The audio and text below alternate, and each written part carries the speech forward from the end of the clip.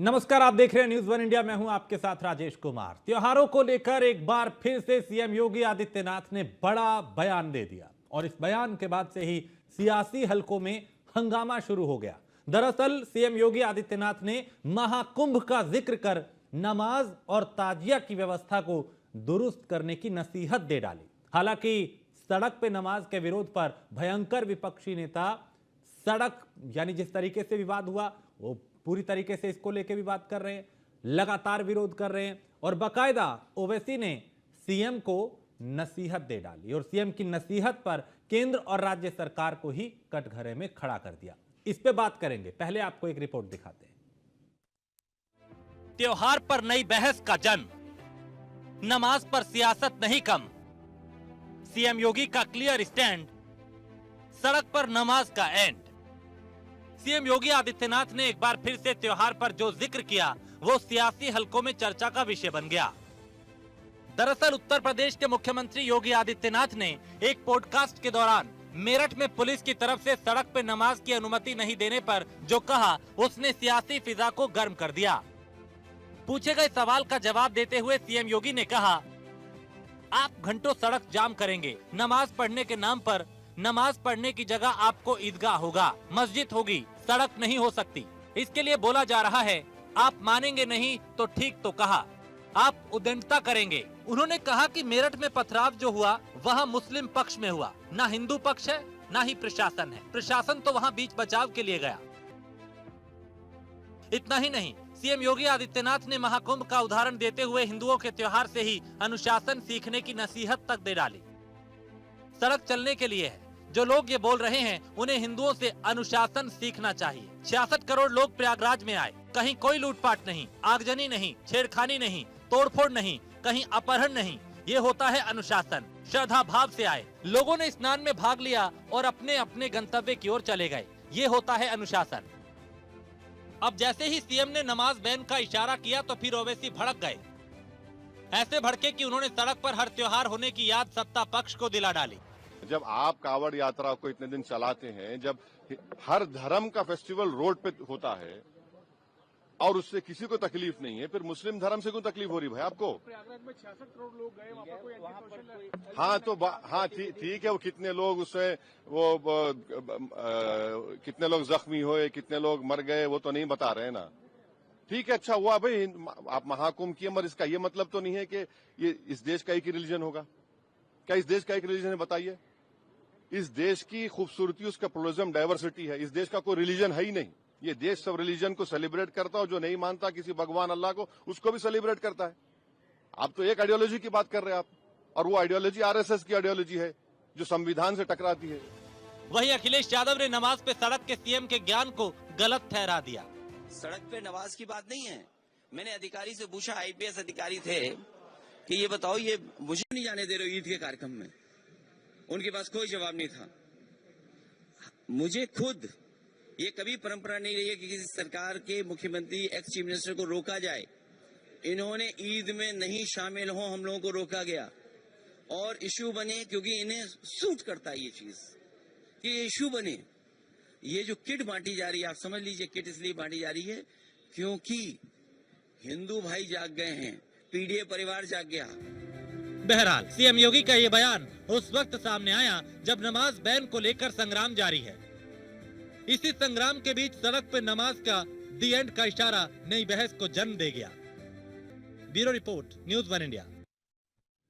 तो सड़क पर नमाज को लेकर खूब सियासत भी हुई है, खूब आरोप प्रत्यारोप का दौर भी चला है, लेकिन व्यवस्था को बेहतर करने के लिए ये हवाला दिया गया कि ये कदम उठाया जा रहा है। सड़क पे नमाज रोकी जा रही है, यातायात बाधित हो रहा है, रास्ते बंद होते हैं तो लोगों को दिक्कत होती है। इस तरह के हवाले दिए गए। हालांकि चाहे असद उद्दीन ओवैसी हो या फिर समाजवादी पार्टी के नेता, वो लगातार इसका विरोध कर रहे हैं।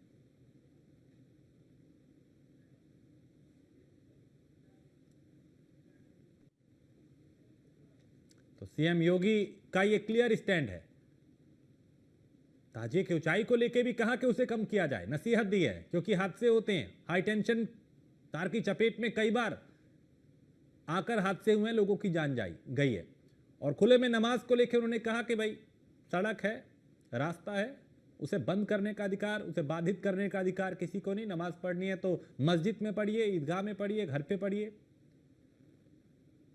और उसी को लेके विपक्षी दलों के नेता अलग अलग प्रतिक्रियाएं दे रहे हैं कि केवल भेदभाव हो रहा है।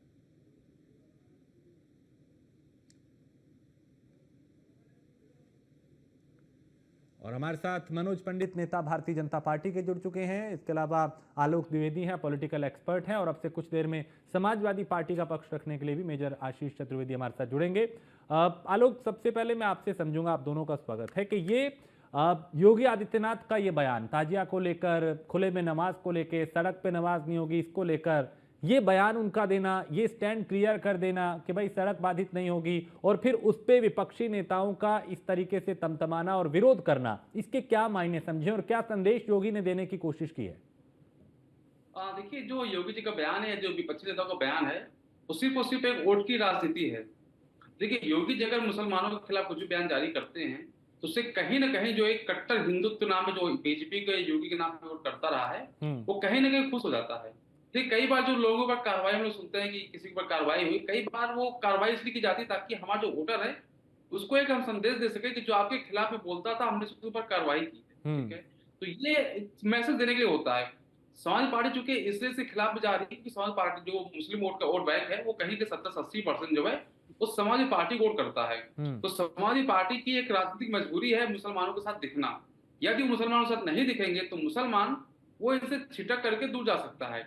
हालांकि या तो वर्तमान में जो राजनीतिक परिस्थितियां है उसके अनुसार मुसलमान कहीं जाने वाला नहीं है, लेकिन जो विपक्षी पक्ष जो बयान आया विपक्षी दल नेताओं का, वो सिर्फ इसलिए आया कि वो दिखा चाहता है कि हम मुस्लिमों के बिल्कुल से खुले तौर पर हम उनके साथ में हैं। अब योगी जी ने कहा है, मस्जिद जो नमाज लेकर कहा है कि सड़कों पर नमाज नहीं होनी चाहिए, सड़क बाधित नहीं होनी चाहिए। देखिए, अगर देखा जाए तो कहीं ना कहीं सड़क तो बाधित होती ही है, ये तो सच है जो है। कुछ टाइम में सड़क बाधित हो जाती है, उसमें जो यातायात तो कहीं ना कहीं ठप हो जाता है, तो उससे लोग समस्याएं तो होती है। लेकिन जो विपक्षी दल के नेता उनके दलित पे ये है कि भाई अभी से नहीं हो रहा है, ये तो परसों से चला रहा है, कई सालों से तो ऐसा होता चला है, सड़क आज ही बाधित क्यों हो रही है। तो मुझे लगता है कि जो बयान आया हुआ है कहीं ना कहीं एक राजनीति है, इसके अलावा मुझे इसमें और कुछ नहीं लगता है। ठीक है मनोज जी, ये संदेश क्या आप लोग देना चाह रहे हैं? क्योंकि चाहे ओवैसी हो, अखिलेश, वो कह रहे हैं गलत है, और वो कह रहे हैं कि भाई केवल मुसलमानों को टारगेट किया जा रहा है, उनको उनके साथ भेदभाव हो रहा है। जबकि चाहे कांवड़ यात्रा की बात की कि वो खुले में सड़क पे चलती है, कई सनातनी जो आयोजन है वो सड़क पे होते हैं, उन्होंने कहा, और केवल मुसलमानों को ही रोका जा रहा है, उनको टारगेट किया जा रहा है अलग अलग तरीकों से। देखिए राजेश भाई, स्थिति क्या है, हर व्यक्ति हर विषय पर राजनीति करना चाहता है। आप ये बताइए कि क्या ये राजनीति करने का विषय है?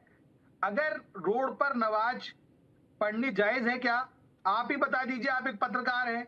अगर कोई स्थिति ऐसी है, एम्बुलेंस कहां से निकलेगी, फायर ब्रिगेड की गाड़ी कहां से निकलेगी, या कोई आपातकालीन ऐसी व्यवस्था है तो कहां से निकलेगी? आप ही को कहीं जाना है जरूरी, और ये लोग रोड पर नमाज पढ़ेंगे तो क्या आप उसे उचित ठहराएंगे क्या? तो मेरा मानना यह है कि हर विषय पर राजनीति अच्छी नहीं होती। ये एक ऐसी समस्या है कि जिस समस्याओं को बढ़ावा देंगे तो चीजें खराब होगी।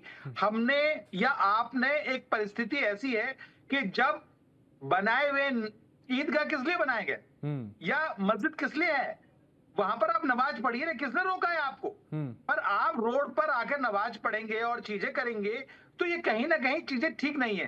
और कहते हैं कांवड़ यात्रा की बात, कांवड़ यात्रा क्या ऐसा कोई विषय है या ऐसा कोई रास्ता है कि जहां से आदमी जा सके, रोड पे ना चले?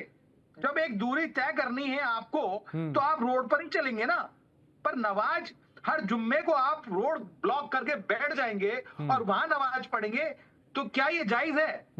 पर मुझे लगता है कि विपक्ष के पास सिर्फ वोट बैंक की राजनीति करनी है, बयान इसलिए देना है क्योंकि जो उनका वोटर है उसको लगे कि समाजवादी पार्टी हमारे फेवर में खड़ी है और हमारे फेवर की बात करती है। ठीक है, आशीष जी हमारे साथ जुड़ चुके हैं। हाँ, आशीष जी जुड़ चुके हैं और शायद आधी बात उन्होंने आपकी सुनी है। लेकिन आशीष, मेरा सवाल भी इसी से जुड़ा हुआ कि बीजेपी भी ये कह रही है कि केवल विपक्ष को हर मुद्दे पे राजनीति करनी है, जबकि हम व्यवस्था को बेहतर करना चाहते हैं। खुले में नमाज पढ़ेंगे, सड़क पे पढ़ेंगे तो यातायात बाधित होगा, लोगों को दिक्कत होगी।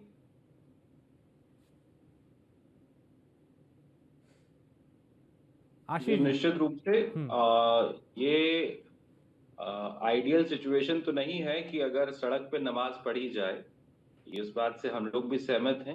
लेकिन कभी कभार यदि ऐसा होता है तो केवल उसको इसलिए नहीं मुझे लगता है विरोध करना चाहिए क्योंकि वो यातायात को प्रभावित कर रहा है।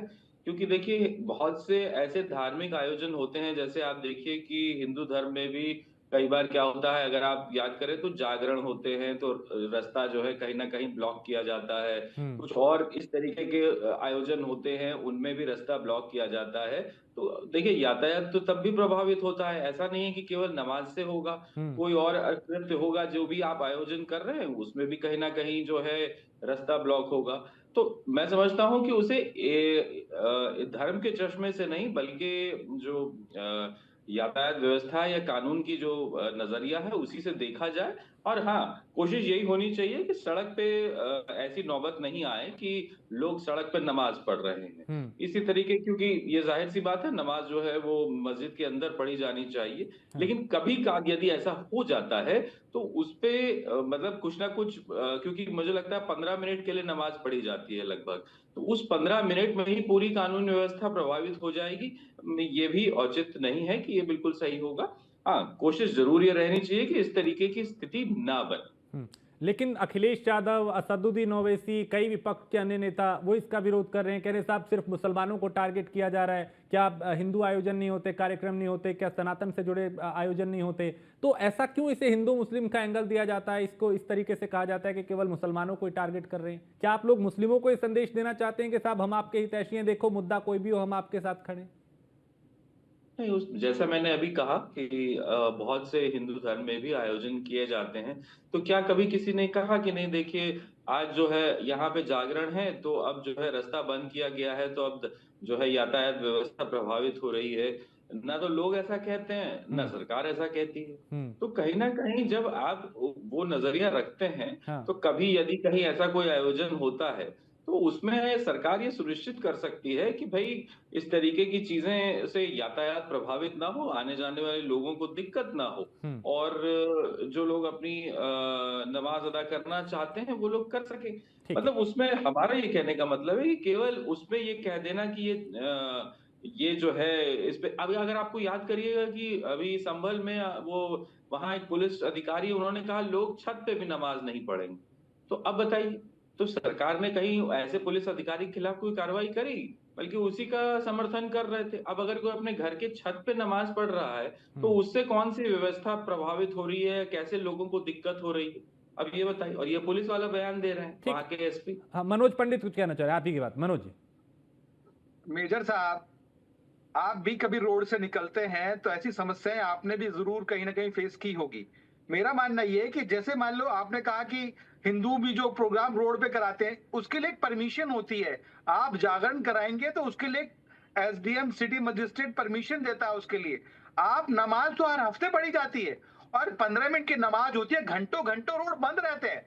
तो मेरा मानना यह है कि जब आपके लिए एक जगह निर्धारित है, ईदगाह है वहां पर, मस्जिद है वहां पर, चीजें हैं वहां पर, और आप नाच के नाम पर जो है जो लोगों को जो रास्ता अवरोध करते हैं और चीजें करते हैं, तो वो कहीं ना कहीं लोगों को परेशान करता है। तो मेरा मानना यह है कि इन चीजों को, ऐसी चीजों की पुनरावृत्ति ना हो, उसके लिए जरूर रोकना चाहिए। हाँ, कभी मान लिया जैसे ईद थी कल, अगर ईद में साल में एक बार ईद का मान लो बड़ा फंक्शन था, अगर वहां कोई प्रॉब्लम है, जगह नहीं है, तो प्रशासन को एक ज्ञापन दे के या एक एप्लीकेशन दे के कि हमारी संख्या बहुत ज्यादा है, हमारे पास स्पेस नहीं है, हाँ। तो शासन प्रशासन हमें कोई ऐसी जगह मुहैया कराए कि जहां पर हम अपनी नमाज इत्मीनान से पढ़ सके। तो क्या सरकार ने उसके लिए मना किया आपको?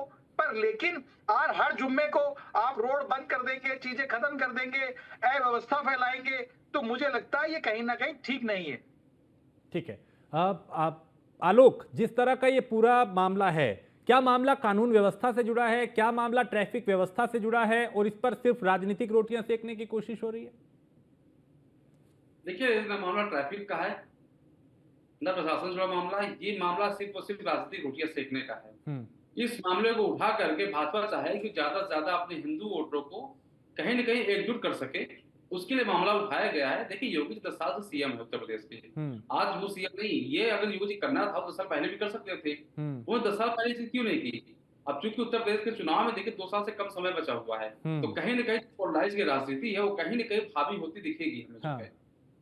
ठीक है मनोज जी, यही वजह है क्या? 27 सामने है, मुद्दा सूट करता है, जो पिच है उसी पे आके खेल रहा है, यही वजह है क्या? देखिए वोटर्स तो आपके वही हैं, मुस्लिम 2-4% जो है नए वोटर्स आते हैं, ठीक है, बाकी वोटर्स तो वही होता है ना, वही वोटर्स होता है जो कभी सपा सरकार बनाता है, हाँ। कभी बसपा सरकार बनाता है, कभी भाजपा सरकार बनाता है। ठीक ठीक वोटर्स तो वही है ना, हाँ, आपको ठीक। खेलना तो मनोज पड़ेगा जी, उसी क्या के ये साथ। सोची समझी रणनीति का ही हिस्सा है एक चुनावी स्टंट, 27 की तैयारी, इसीलिए कि भाई हिंदू वोट बैंक कैसे इकट्ठा किया जाए, इसलिए क्या इस तरह के डिसीजन, इस तरह के फैसले लिए जा रहे हैं? बिल्कुल योगी जी 2027 से पहले शुरू कर दिए, मैं क्योंकि मनोज जी हिसाब से समाज सवाल बढ़ाने है, के लिए। हाँ आलोक भाई, ये राजेश मनोज, जी, हाँ राजेश जी, हाँ ये दोनों व्यक्ति पीड़ित हैं इस बात से, पर इनकी मजबूरी है क्योंकि बोल नहीं सकते। हम नहीं आप पीड़ित मैं हैं। आप हैं, मैं हूं नहीं। आप बताइए आलोक जी, जब आप रास्ते पे चलते हैं, मैंने तो कितनी बार फेस किया है, मैंने तो इतनी बार फेस किया है आलोक, और तुमने भी फेस किया होगा, ऐसी बात नहीं है। पर नहीं, वो तो चीजें फिर क्या इसमें मनोज भाई, राजनीतिक वो तो फिर आवश्यकता। तब भी होता है ना जब रास्ते में मेरी जागरण कोई होता है, मैं कीर्तन कौन होती समाज है, पार्टी का कोई सदस्य दूसरे हूँ। आयोजन होते हैं, वो तो तब भी होता है, फिर वो दिक्कत तो तब भी नहीं होती नहीं, है, वो भी देखिए आपने होते फेस की हैं तो होगी। उसके लिए राजेश जी उसके लिए एक परमिशन का एक सिस्टम है। हाँ। उसके लिए अगर मान लो कोई रोड पे जागरण करा रहा है तो उसके लिए परमिशन ली जाती है, और परमिशन अगर शासन को लगता है कि रोड में 1 घंटे के लिए परमिशन दी जा सकती है तो देते हैं, वरना नहीं देते। आप ये देखिए 55-60 करोड़ लोगों ने प्रयागराज में स्नान किया, चीजें की। मुझे एक घटना ऐसी बता दीजिए कि जहां पर लोगों ने कोई ऐसा काम किया हो कि लोगों को परेशान किया हो या चीजें की गई हो। आप जहां नमाज पढ़ते हैं, अभी मेरठ की हरकत देखिए आप, जहां नमाज पढ़ी आपस में पत्थर चल गए। क्यों चल गए पत्थर भाई? क्या किसी हिंदू ने पत्थर चलाया था वहां पर? आपस में पत्थर क्यों चले? तो ये जो अव्यवस्था है ना, ये जो अब मेरे मित्र जो इसको कानून के चश्मे से देखते हैं या राजनीति के चश्मे से देखते हैं, तो हर चीज राजनीतिक चश्मे से नहीं देखी जाती। कुछ चीजें हमें अपने लिए, अपनी अपनी सुविधाओं के लिए, और ऐसा नहीं है कि चुनाव नजदीक है तो बात हो रही है। ये तो पिछले 4 साल से ये ऐसी व्यवस्थाएं, हम नोएडा में रहते हैं, हमने नोएडा में सेक्टर 8 में जब निकलते थे तो रोड बिल्कुल बंद हो जाता था। ये व्यवस्थाएं पिछले 2 साल से वहां पर नमाज पढ़नी बंद हो गई, आज रोड सुचारू रूप से चलता है। तो मेरा मानना यह है कि हर चीज का एक विकल्प है। ठीक। आप राजनीति करने के लिए इन चीजों को ढूंढने के तो ठीक नहीं है। ठीक है आशीष जी, वो भी यही कह रहे हैं कि राजनीति करने के लिए इस तरह के मुद्दों को नहीं ढूंढना, जबकि आपकी तरफ से कहा जाता है कि बीजेपी चूंकि इस मामले पे राजनीति कर रही है। लेकिन बड़ी बात ये कि कुंभ का एक उदाहरण दिया जाता है कि इतने करोड़ लोग आए, वहां पे अनुशासन देखा, और अनुशासन वहां से सीखना चाहिए। वो तो अच्छी बात है कि अनुशासन सीखना चाहिए, हम कब उसको कह रहे हैं कि वहां वो चीज नहीं है। अव्यवस्था तो वहां भी हुई, वो सरकार ने उसको छुपाने की कोशिश की, ये पूरे सबको पता है कि कैसे जो वहां मीडिया कर्मी थे, पुलिस उनके साथ बदसलूकी कर रही थी। जब वो कहीं जाना चाहते थे कवर करने के लिए, पुलिस उनको कवर नहीं करने दे रही थी। तो हमने वो भी चीजें देखी, सब लोगों ने देखी, वो न्यूज में आया, कई जगह सोशल मीडिया पे वायरल हुई वो चीजें कि कैसे तथ्यों को छुपाया गया, कैसे जानकारी छुपाई गई। बहरहाल वो एक अलग विषय। आज जो जिस विषय पे हम लोग बात कर रहे थे, उस पे हम लोग का कहना यह है कि आप कानून व्यवस्था को केवल कानून व्यवस्था के तरीके से देखिए। यदि आप किसी तरह उसे देख रहे, महज ये कह देना कि आपको लगता है कि जो हर गली मोहल्ले में जो जागरण होते हैं, जहां छोटी छोटी गलियां होती हैं, रास्ते बंद हो जाते हैं, आपको लगता है शासन उसके लिए परमिशन देता है? कोई परमिशन नहीं ली जाती है, सब ऐसे ऑर्गेनाइज किए जाते हैं। कितनी जगह तो शादियां हो जाती हैं साहब, सड़क रोक दी जाती है कि चलो सब लोग उधर से निकल जाएंगे, इधर शादी का टेंट लग गया, उसमें आपको क्या लगता है उसके लिए कभी कोई परमिशन दी जाती? कभी नहीं होता है, वो ऐसे ही कर दिया जाता है। लेकिन क्योंकि अब भारतीय जनता पार्टी जो है केवल हर एक मुद्दे पे, चाहे जो भी हो, उस पे हिंदू मुस्लिम ही करना चाहती है, तो कहीं ना कहीं मुझे लगता है कि उसकी अति हो गई है। लोग कहीं ना कहीं उससे ऊब गए हैं, वो कहीं ना कहीं अब वो बात करने लगे हैं, जो मूलभूत समस्या है, जो मूलभूत मुद्दे हैं, उन पे जो है डाइवर्ट करने का प्रयास भारतीय जनता पार्टी का रहता है। मुझे लगता है वो समय आ गया धीरे धीरे कि अब लोगों को ये चीज समझ आने लगी है कि ऐसा क्यों कर रहे हैं और इससे क्या घातक परिणाम आने वाले समय में इस देश को देखने पड़ेंगे। ठीक है मनोज, क्या जिस तरीके से आशीष ने भी कहा कि भाई चुनाव सामने है और असल मुद्दों से ध्यान हटाने के लिए हिंदू मुस्लिम का मुद्दा बीच में ले आती है बीजेपी, क्योंकि उनको सूट करता है, उनका एजेंडा है, और इसीलिए असल मुद्दों से ध्यान भटकाने के लिए हिंदू मुस्लिम नमाज और ईद और इन तमाम चीजों का जिक्र किया जा रहा है। आप ये बताइए, जब कोई व्यक्ति आपकी अस्मिता के साथ खेलेगा या आपके साथ खिलवाड़ करेगा, आप जिस दिन ऐसी जगह फंसेंगे तो आपको पता चलेगा, वो दर्द, वो समस्या का एहसास तब होगा कि जिस दिन लोग रोड पे नमाज पढ़ रहे होंगे और आप एम्बुलेंस में होंगे, या आप फायर ब्रिगेड की गाड़ी खड़ी होगी, या आपको कहीं जरूर जाना होगा। तो पता चलता है कि इसकी अहमियत क्या है। आप ये देखिए, जैसे मेरे मित्र अभी कह रहे थे कि परमिशन क्या, अभी एक ताजा उदाहरण, लौनी के विधायक नंदकिशोर गुर्जर ने बिना परमिशन के अभी यात्रा निकाली या कलश यात्रा निकाली। आपने देखा क्या हुआ उनके साथ? भाई वो तो सत्ताधारी दल के विधायक थे, हाँ। बिना परमिशन के निकाल रहे थे कलश यात्रा। क्या शासन ने निकालने दी उनको?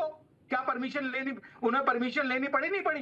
पर लेकिन चूंकि आपको राजनीति करनी है, आपको हर विषय में सिर्फ हिंदू मुस्लिम आप करते हैं, आप उसका ठीकरा फोड़ते हैं भारतीय जनता पार्टी के सिर, तो ये चीजें ठीक नहीं है। ठीक। और जनता सब जानती है, अब लोग समझते हैं कि कौन क्या करना चाहता है, क्या नहीं करना चाहता। ठीक है। आलोक, क्या इसका कोई राजनीतिक असर होगा? क्या आने वाले चुनाव पे इस तरह के मुद्दों का कुछ असर होने की संभावना है? देखिए, पहली चीज तो मैं एक चीज क्लियर कर दूं, मैं ना तो भाजपा का सक्रिय सदस्य हूं, ना तो मैं समाजवादी पार्टी का सक्रिय सदस्य हूं। इसलिए मेरी कोई राजनीतिक मजबूरी नहीं है किसी के पक्ष में या किसी के विपक्ष में बयान देने की। मैं तो जो विश्लेषण करता हूं, किसी सरकार के नुमाइंदा को उसने बयान दिया, सीएम ने दिया, या विपक्ष नेता अखिलेश यादव ने बयान दिया, तो मैं तो देखता हूं कि इस पीछे इनके चश्मा कौन सा है, इसके पीछे उनका असली मोटिव कौन सा है। जो अभी वर्तमान में जो मुद्दा उठाया जा रहा है मुसलमानों का नमाज को लेकर के, ये सिर्फ और सिर्फ राजनीतिक रोटी सेकने के लिए किया जा रहा है, इसके अलावा इसमें और कुछ भी नहीं है। ठीक है, बहुत शुक्रिया मेजर आशीष, आलोक और मनोज, आप तीनों का बहुत शुक्रिया इस चर्चा में शामिल होने के लिए। तो खुले में नमाज को लेकर, सड़क पे नमाज नहीं होगी, इसको लेकर योगी आदित्यनाथ का स्टैंड क्लियर है, लेकिन इस स्टैंड से विपक्ष के कुछ नेताओं को जरूर दिक्कत हुई और इस मुद्दे पर सियासत लगातार हो रही है। चर्चा में इतना ही। आप बने रहिए न्यूज़ वन इंडिया के साथ।